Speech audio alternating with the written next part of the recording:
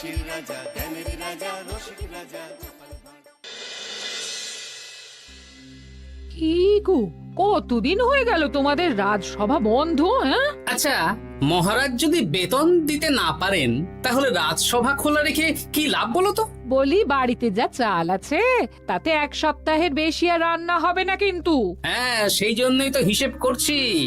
বাড়িতে অপ্রয়োজনীয় যা যা জিনিসপত্র আছে সেসব বেচে দেব। আর বেচার মতো কিছুই নেই গো। দেখো, তুমি সব সময় আমার পরেই খাও, তাই আমাদের একটা করে থালা বাটি বেচে দিলে তো কোনো সমস্যা নেই গিন্নি। এই তোমার মাথা না কাজ করছে না। যাও বাইরে ঘুরে এসো, পারলে বাজার থেকে ধার করে হলেও একটু চাল নিয়ে এসো। দেখি যদি কোনো সহৃদয় ব্যক্তি চাল দেয়।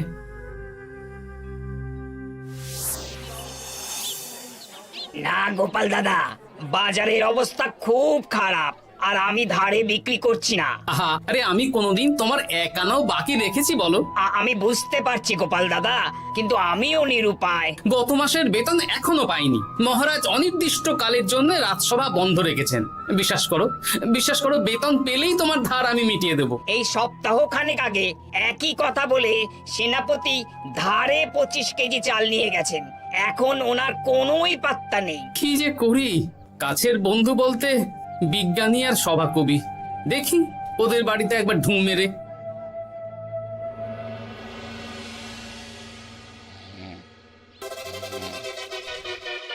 কৃষ্ণনগর কৃষ্ণনগর কৃষ্ণনগর শূন্য। হ্যাঁ, এবারে একটা মোহরও নেই। জাহাপানা সর্বনাশ হয়ে গেছে। কি হলো? পালে বাঘ পড়েছে নাকি? এই ঘুমের 12টা বাজিয়ে দিলে। জাহাপানা, এবারে কৃষ্ণনগর থেকে একটা মোহরও খাজনা আসেনি। হ্যাঁ, বলো কি? 1 মাস আগে বাৎসরিক খাজনা দেওয়ার শেষ দিন ছিল, কিন্তু এখনো একটা মোহরও খাজনা আসেনি। না জাহাপানা। পড়েছে এই বেগমের জন্য হীরের হার, হীরের কানের দুল, হীরের নাকছাবি বানাতে দিয়েছি।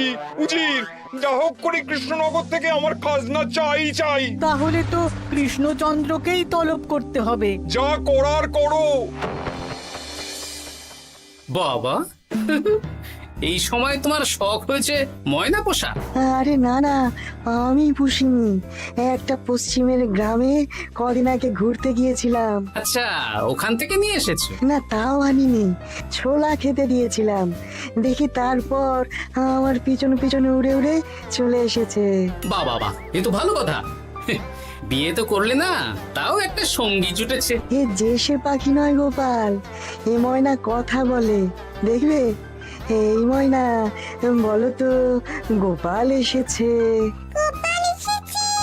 আরে বাস, বলো তো গোপালের ভুঁড়ি আছে আমার নেই। বেশ বেশ বেশ। এ ভোরবেলা আমার কাছে আসে, সারাদিন আমার কাছে থাকে, আবার সন্ধে হলেই নিজের বাসায় নিজে নিজেই ফিরে যায়। বুদ্ধিমান পাখি। ওই গ্রামে শাখে শাখে ঝাঁকে ঝাঁকে ময়না। বেশ, বুঝলাম।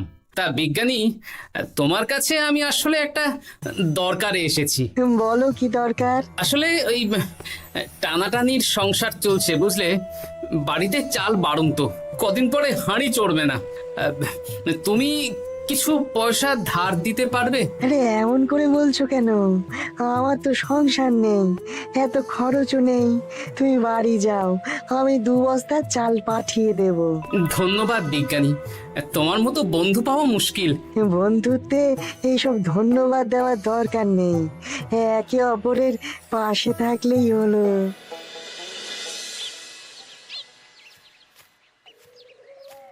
এ কি গো, খালি হাতে ঢুকছো যে? বিজ্ঞানী আমাদের 2 বস্তা চাল পাঠাবে, তাই কিছুটা হলেও চিন্তা কমলো, বুঝলে। ওমা, এই তো সারা বাজার ঘুরে তো ধারে চাল পেলাম না, হগত্যা বিজ্ঞানীর বাড়ি গেলাম। উনি সত্যি তোমার বন্ধু? হ্যাঁ গিন্নি, জানি না কতদিন আমাদের রাজসভার সমস্যাটা চলবে। দেখি অন্য কোনো কাজে লাগতে হবে, বুঝলে। এই দেখো দেখো, যা করার তাড়াতাড়ি করো, এভাবে তো আর চলতে পারে না গো। কি নবাব বাহাদুর আমাকে ডাকছেন? হ্যাঁ, জাহাপনা আপনার উপরে রেগে আছেন। অতি সত্বর আপনাকে দেখা করতে বলেছেন। এবারে চাষাবাদের মন্দার কারণে রাজস্ব আদায় তেমন ভালো হয়নি, তাই খাজনা পাঠাতে পারিনি। আর কিছুদিন অপেক্ষা করতে বলুন, আমি ঠিক খাজনা পাঠিয়ে দেব। এখন আর খাজনা নিয়ে কথা বলবেন কিনা জানি না। আপনাকে নবাব এই আদেশ পাঠিয়েছেন, আপনি 2 দিনের মধ্যে নবাব বাহাদুরের সাথে দেখা করবেন। আচ্ছা ঠিক আছে।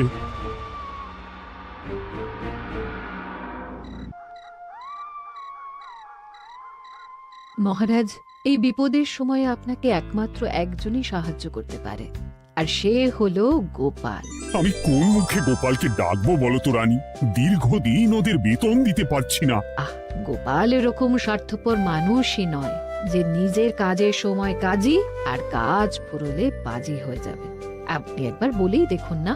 বেশ, তাহলে আগামীকাল সকালেই গোপালকে ডেকে পাঠাচ্ছি।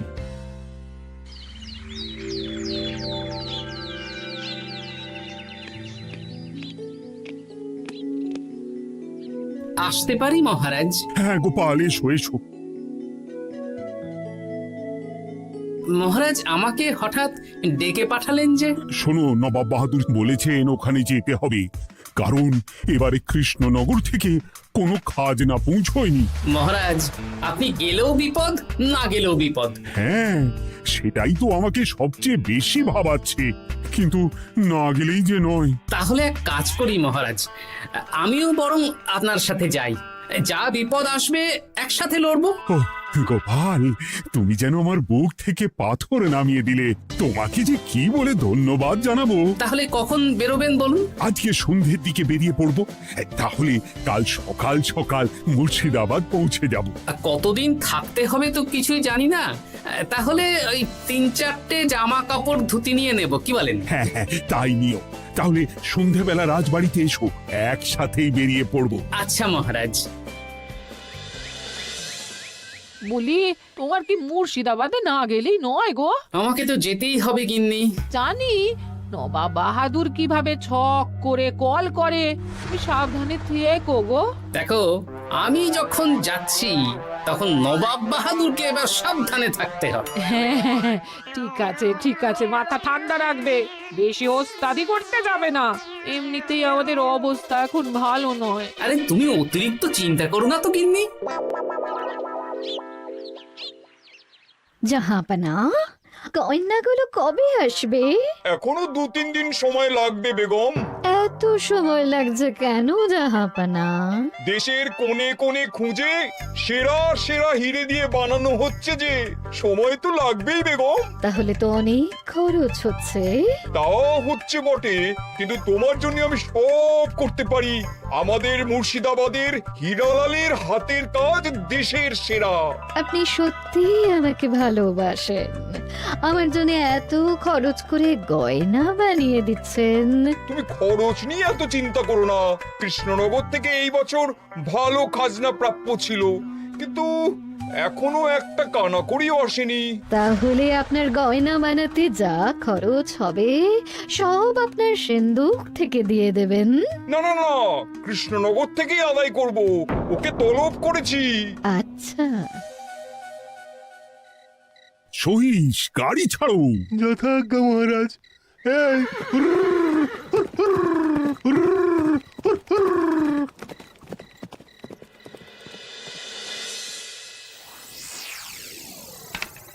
এত রাতে আবার কে এলো রে বাবা?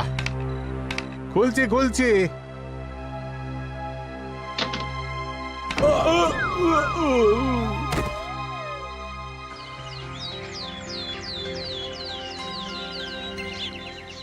সর্বনাশ হয়ে গেছে জাহাপানা। কি হয়েছে হীরালাল? নবাব বাহাদুর, মহারাজ কৃষ্ণচন্দ্র আর গোপাল এসেছেন আপনার সাথে দেখা করতে। ওদের দরবারে আসতে বলো। হ্যাঁ, এবার বলো হীরালাল, কি হয়েছে? তোমার মাথায় পট্টি কেন? জাহাপানা, গত রাতে আমার সর্বস্ব লুট হয়ে গেছে। বলো কি হীরালাল, তোমার কাছেই তো বেগমের হীরের সব গয়নাগাটি বানাতে দিয়েছিলাম। হ্যাঁ জাহাপানা, সব গেছে। আমার মাথায় মেরে সব লুট করে নিয়ে গেছে। এবার আমি কি করব জাহাপানা? বেগম সাহেবা, আপনার গয়না যে হীরালাল শেখরার কাছে জাহাপনা বানাতে দিয়েছিলেন, ওনার সব লুট হয়ে গেছে। মানে আমি এক্ষুনি নিজের কানে শুনে এলাম, এখন হীরালাল শেখরা এসেছে। আমি এক্ষুনি যাচ্ছি। কি করব জাহাপানা? আমার তো সব শেষ হয়ে গেল। আমি কোনো কথা শুনতে চাই না। আমার ওই হীরের গয়নাগুলো চাই। চাই বললেই তো পেয়ে যাবে না। এখন এই গয়না শুধু নয়, হীরালালের সব সোনা দানা চুরি হয়ে গেছে। সেগুলো খুঁজে পেতে হবে। বিগত কয়েক বছর আমার মুর্শিদাবাদে কোনো চুরি ডাকাতি হয়নি। প্রত্যেকটা গ্রামবাসী সুখে শান্তিতে আছে। বাইরের কোনো শত্রু আসারও সুযোগ নেই। গ্রামের সীমানায় দিন রাত প্রহরী থাকে। যদি এসেও থাকে, পালাতে পারবে না। এবারে তাহলে চোরটা কে বুঝবো কি করে? এসব সামান্য চোর ধরার কাজ আমার কাছে নস্যি। জাহাপনা, আপনি যদি কৃষ্ণনগরের এবছরের খাজনা মকুব করে দেন, তাহলে আমি চোর ধরার ক্ষেত্রে সাহায্য করতে পারি। ঠিক আছে কৃষ্ণচন্দ্র, তোমার এই গোপাল যদি চোর ধরে দিতে পারে, তাহলে এবছরের খাজনা মুকুব। আগে আমি ওই শেখরার সাথে একান্তে কিছু কথা বলতে চাই। বেশ, প্রহরী প্রহরী, তুমি গোপাল আর শেখরাকে একটা ঘরে নিয়ে যাও। আসুন। এবার আপনি চুরির ঘটনাটা বলুন। চুরি না, ডাকাতি। সে যাই হোক, বলুন বলুন। গতকাল রাতে, তারপর সকালে জ্ঞান ফিরে ঘরে গিয়ে দেখি সব ফাঁকা। আমার ঘরের সাথেই লাগোয়া দোকান। আচ্ছা, দেখুন, আমি আপনার কথা শুনে আর একটু আগের যা আলোচনা শুনলাম, তার থেকে মনে হচ্ছে এই চোর স্থানীয় চোর। কি করে বুঝলেন? কারণ বাইরের চোর হলে তো এত নিখুঁত কাজ করা সম্ভব নয়। চোর নিশ্চয়ই আপনাকে ব্যক্তিগতভাবে চেনে। হ্যাঁ, এবার মশাই আপনি বলুন তো, আপনার কোনো শত্রু আছে? না, শত্রু নেই তেমন। আমার সাথে কারো সম্পর্ক খারাপ নেই।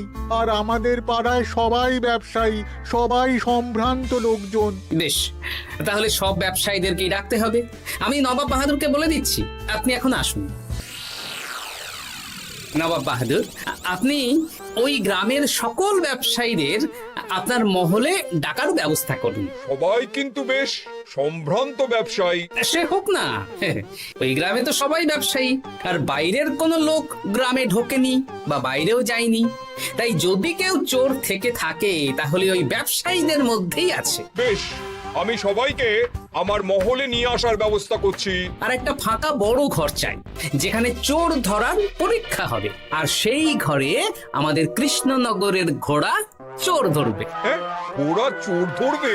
হ্যাঁ, যে ঘোড়ার গাড়িতে আমরা এসেছি সেই ঘোড়া। যদি চোর না ধরতে পারো, তাহলে পুরো খাজনা তো গায়ের জোরে নেব, সাথে সাথে কৃষ্ণনগরটাও কেড়ে নেব। আমার উপর একটু ভরসা রাখুন নবাব বাহাদুর, আর যা বললাম করুন। বেশ, শুনুন, এই ঘরে আমার এক প্রিয় ঘোড়া আছে, আর সামনে একটা বালতিতে ছোলা সেদ্ধ রাখা আছে।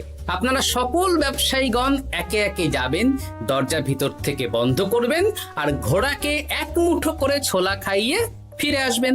তারপর কি বাড়ি চলে যাব? না, সবার ছোলা খাওয়ানো হয়ে গেলে আমি ঘোড়ার কাছে যাব, আর ঘোড়া কানে কানে আমাকে বলে দেবে কে চোর। তাহলে আর দেরি কেন, সবাই একে একে যাও।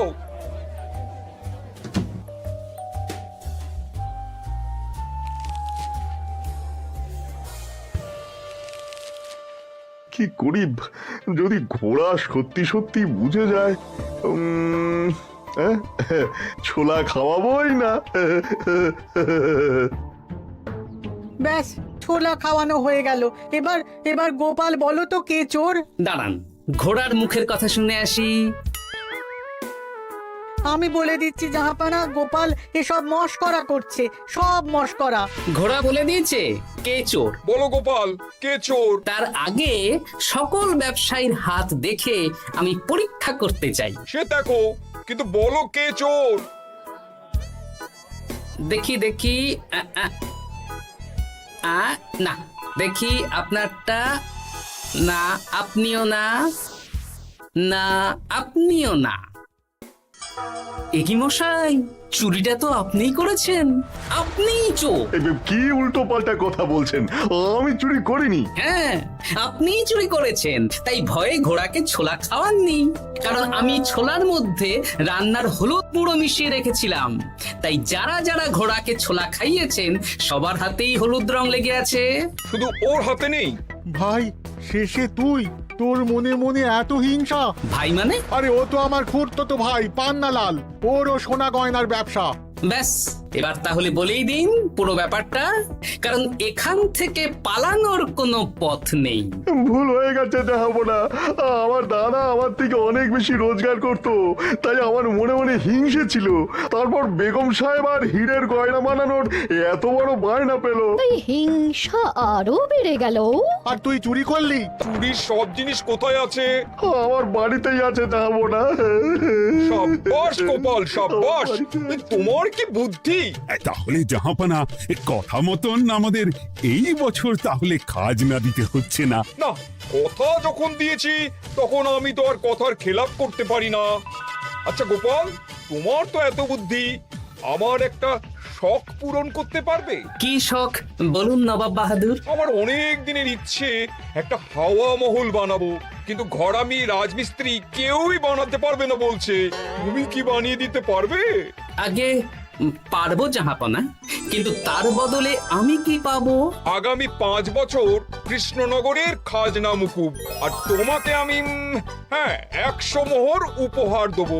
বেশ, তাহলে আপনি আমাকে দিন 7 সময় দিন, আর 7 দিন পরে আমার বাড়ির সামনে চলে আসুন। হাওয়া মহল বানিয়ে রাখবো, আপনি নিয়ে যাবেন। বেশ, তাহলে 7 দিন পরে কৃষ্ণনগরে দেখা হচ্ছে। যদি না বানাতে পারো তাহলে কিন্তু আগামী 5 বছর কৃষ্ণনগরকে দ্বিগুণ খাজনা দিতে হবে, এই আমি বলে দিলাম। বেশ, রাজি।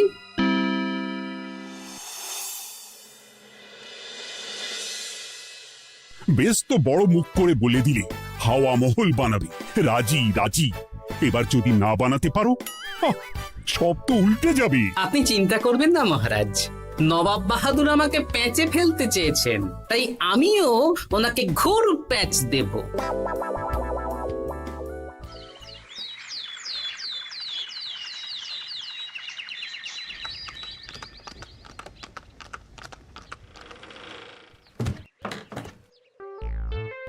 কি গোপাল, আরে কোথায় আমার হাওয়া মহল? 7 দিন হয়ে গেছে তো, তাই মহল দেখতে চলে এলাম। কাজ একদম শেষ পর্যায়ে, চলুন পশ্চিমের মাঠে চলুন। গিন্নি, তুমি মহারাজকে খবর দাও আর বলো পশ্চিমের মাঠে চলে আসতে।